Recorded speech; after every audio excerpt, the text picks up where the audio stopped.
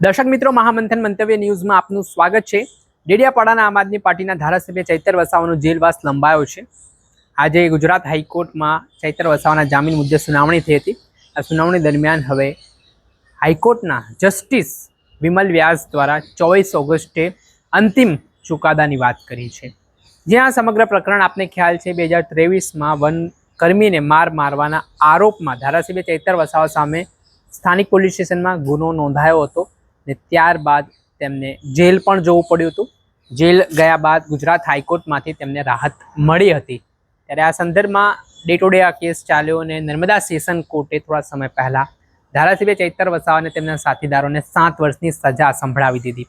ને આ ઘટના બાદ છેલ્લા 2 મહિનાથી વડોદરા સેન્ટ્રલ જેલમાં ધારાસભ્ય ચૈતર વસાવા બંધ છે। તેમના પત્નીને થોડાક સમય પહેલાં જ ગુજરાત હાઈકોર્ટે જામીન આપ્યા હતા અને તેઓ જેલમાંથી બહાર છે। આ પરિસ્થિતિ વચ્ચે હવે ગુજરાત હાઈકોર્ટમાં ધારાસભ્ય ચૈતર વસાવાના કેસ મામલે સુનાવણી ચાલી રહી છે।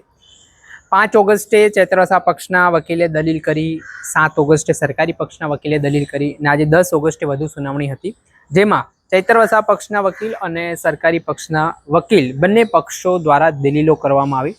2 કલાક સુધી કોર્ટરૂમમાં દલીલો ચાલી અને આ દલીલોના અંતે હવે ગુજરાત હાઈકોર્ટે 24 તારીખે અંતિમ ચુકાદો આપવાની વાત કરી છે। એટલે ધારાસભ્યને જામીન મળશે કે નહીં તે 24 તારીખે નક્કી થશે।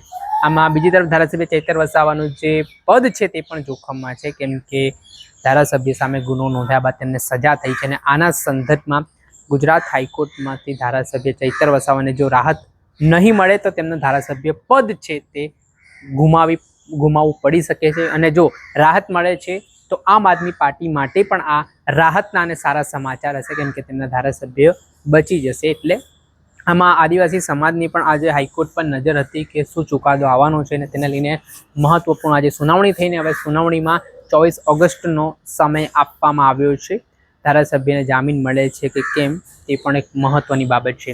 જ્યારે આ સુનાવણી ચાલી હતી તેમાં ધારાસભ્ય સામે જે ગુનાઓ નોંધાયા છે તેને લઈને હાઈકોર્ટના જજ પણ ચોંકી ઉઠ્યા હતા અને જે બાબતને લઈને ડિસ્કશન થયું, ચર્ચા થઈ, વનકર્મીએ જે પાક કાપી નાખ્યો હતો અને તે બાબતને લઈને આ લાંબી ચર્ચા બાદ હવે 24 તારીખે નિર્ણય લેવાની વાત છે તે કરવામાં આવી છે।